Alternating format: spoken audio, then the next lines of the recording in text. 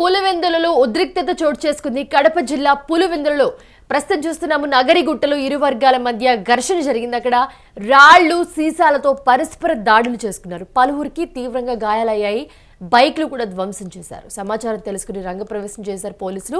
సంఘటనా స్థలాన్ని చేరుకున్నారు డిఎస్పీ మురళీ నాయక్ అండ్ అలాగే ఆయనతో పాటు సిబ్బంది కూడా అక్కడికి వచ్చి చేరుకున్నారు. ఇరు వర్గాలను అక్కడి నుంచి చెదరగొట్టారు పోలీసులు. నగరిగుట్టలో పోలీస్ పికెట్ ఏర్పాటు చేశారు. అసలు ఏం జరిగింది, గొడవ ఎలా స్టార్ట్ అయింది, ఒకరి మీద ఒకరు దాడి ఎందుకు చేసుకున్నారు అనే దాని గురించి మరిన్ని అప్డేట్స్ అందించడానికి మా ప్రతినిధి శర్మ ఉన్నారు. శర్మ, ఏం జరిగింది అసలు? అక్కడ ఉద్రిక్తత చోటు చేసుకుంది. డిఎస్పీ కూడా వచ్చిన పరిస్థితి మనం చూస్తున్నాము. సో ఏ రేంజ్లో ఉంటే ఆ పై అధికారులు కూడా అక్కడికి రావాల్సిన పరిస్థితి వస్తుందో మనకు తెలుసు. సో ఏంటి అసలు గొడవ ఎక్కడ స్టార్ట్ అయింది, ఎలా జరిగింది? మౌనిష, పులివెందుల్లో నిన్న జరిగినటువంటి ఏదైతే దాడి, నిన్న సాయంత్రం జరిగిన దాడి అయితే కొంచెం భయోత్పాతం కలిగించే పరిస్థితుల్లో మనకు కనిపించింది.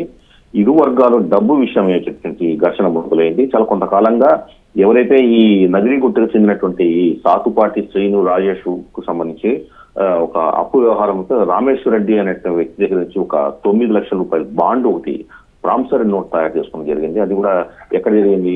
మన సత్యసాయి జిల్లాలో దీన్ని ఒక పెద్ద మనిషి ఆధ్వర్యంలో రాయించుకోవడం జరిగింది. ఈ నేపథ్యంలోనే అంటే 9 లక్షలు బాకీ ఉన్నటువంటి ఒక ప్రామిసరీ 12 లక్షల రూపాయలకు రాయించుకున్నారనే విషయంతో ఈ రమేష్ రెడ్డి ఏదైతే ఉన్నారో అతను ఈ రాజేష్ కు వ్యతిరేకమైనటువంటి వెంకటపతి దగ్గరికి వెళ్ళడం జరిగింది. ఈ విషయంలో మా వ్యక్తి దగ్గర బలవంతంగా ప్రామిసరీ నోట్ రాయించుకుంటారా అన్నటువంటి ఒక వివాదం మొదలైంది. ఈ నేపథ్యంలోనే ఈ శ్రీను రాజేష్ ఎవరైతే ఉన్నారో తర్వాత ఈ రమేష్ రెడ్డి వర్గానికి నిన్న సాయంత్రం పులివెందుల పట్టణంలోని ఈ నాగ్ భవనం దగ్గర మొదటిసారిగా ఇద్దరు గొడవ పడ్డారు. తర్వాత దర్శనం జరిగింది. తర్వాత అక్కడే సమీపంలోనే పోలీసులు ఉండడంతో వెంటనే వారిని చెదరగొట్టేసి ఎవరింటికి వాళ్ళని పంపించేశారు. అయితే తర్వాత ఇంటికి వెళ్ళిన తర్వాత నగరిగుట్టలు ఏదైతే ఉందో ఈ శ్రీను రాజేష్ ప్రత్యర్థి అయినటువంటి వెంకటపతి తనకు బలవంతంగా బాండ్ రాయించుకున్న విషయాన్ని రమేష్ రెడ్డి చెప్పడంతోనే అక్కడ మళ్లీ వెళ్లి దీంతో వెంకటపతి అనుచరులు నాగ్ బిల్డింగ్ సమావేశం సమీపంలో ఏదైతే గొడవ చేశారో దాని తర్వాత మళ్లీ వెళ్లి బీరు బాటిళ్లు తర్వాత రాళ్లతో మొదట రాజేష్ వర్గం దాడి చేయడంతో వీళ్ళు ప్రతిస్పందించి వీళ్ళు కూడా రాళ్లు రోవడం జరిగింది. ఒక్కసారిగా ఏదైతే నగరగుట్ట ప్రాంతంలో తర్వాత ఎరుకలు ఎక్కువగా నివసించే ప్రాంతం, ఆ ప్రాంతం ఇరు వర్గాలు బాహాబాహికి తీరడం, తర్వాత ముందుగా సిద్ధం చేసుకున్నటువంటి బీరు బాటిళ్లు తర్వాత రాళ్లు అక్కడ మనకు కనిపించాయి. ఆ సందర్భంగా వీళ్ళు ఇరు వర్గాలు చెందినటువంటి బైకులు కూడా ధ్వంసం చేశారు.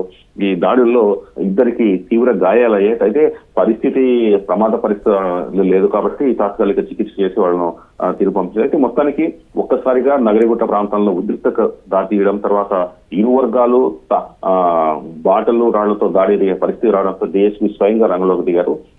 మొత్తం పరిస్థితిని చక్కదిద్దే ప్రయత్నం చేశారు. రాత్రికి అక్కడ పికెటింగ్ ఏర్పాటు చేశారు. ఎవరైతే ఈ దాడులకు దిగారో వారిని కొంతమందిని పోలీసులు అదుపులోకి తీసుకున్నట్టు కూడా మనకు తెలుస్తుంది. మొత్తానికి ఏదైతే ఈ సాతుపాటి శ్రీను రాజేష్ వాళ్ళ ఇంట్లపైన దాదాపు ఇంట్లపై నుంచి బీరుబాటలు విసిరావడానికి వాళ్ళ ఇంట్లో కూడా దాదాపు 30 బీరుబాటలు తర్వాత విసిరానికి సిద్ధంగా ఉన్నటువంటి రాళ్లను కూడా పోలీసులు స్వాధీనం చేసుకున్నారు. డిఎస్పీ మురళీ నాయక్ ఆధ్వర్యంలో ఎవరైతే పట్టణ సీఏలు ఉన్నారో సీతారాం రెడ్డి తర్వాత రమణ సిబ్బందితో మొత్తం పరిస్థితిని అదుపులోకి తీర్చడానికి దాదాపు గంటల సమయం పట్టింది. అయితే తర్వాత అవాంఛనీయ సంఘటనలు ఏవి జరగకుండా ఫిఫ్టింగ్ ఏర్పాటు చేశారు. పులివెందుల్లో ప్రస్తుతానికి పరిస్థితి సద్దుమణిని చెప్పాలి మనిష. సో ఇప్పుడు పోలీసులు రంగంలోకి దిగిన తర్వాత వాళ్ళని చెదరగొట్టినట్టుగా చెప్తున్నారు.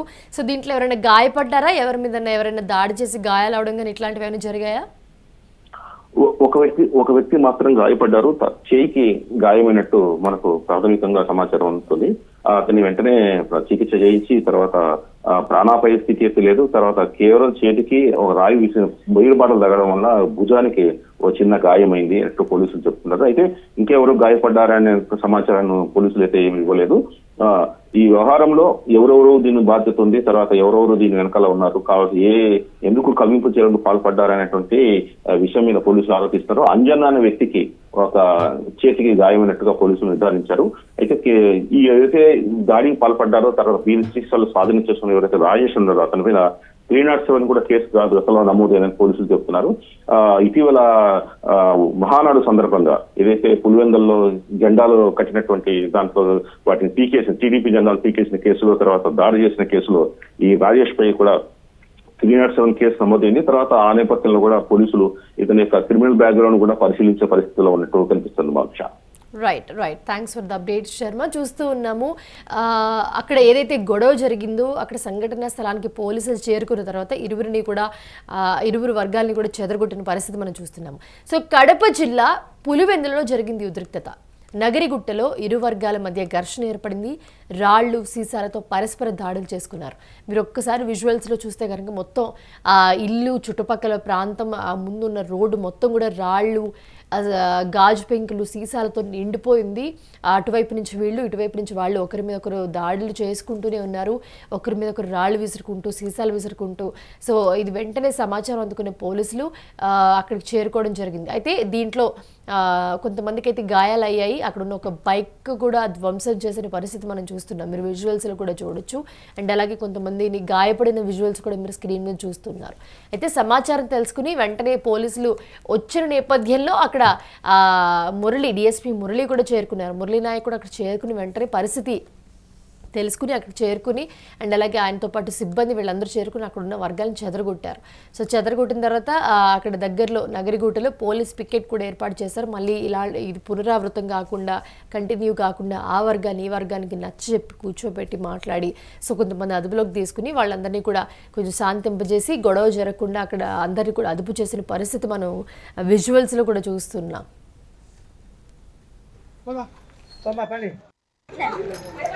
లక్ష్మయ్య నువ్వు హాస్పిటల్ పోయి చూపించుకో. ఆల్రెడీ ముందే ఒకసారి ఇరిగింది ఫస్ట్ పోయి చూపించుకోబా. మొత్తం కాలం అంతా రాయేసే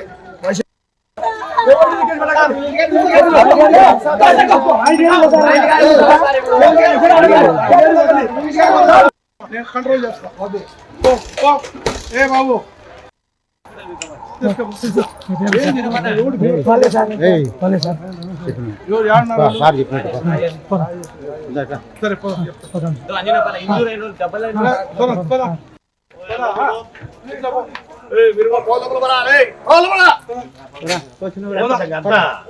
ఈ పులివెందుల టౌన్ ఉంది.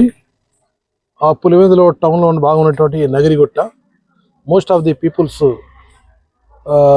ఎరుకుల క్యాస్ట్ పీపుల్స్ ఉంటారు. They are the category of ST.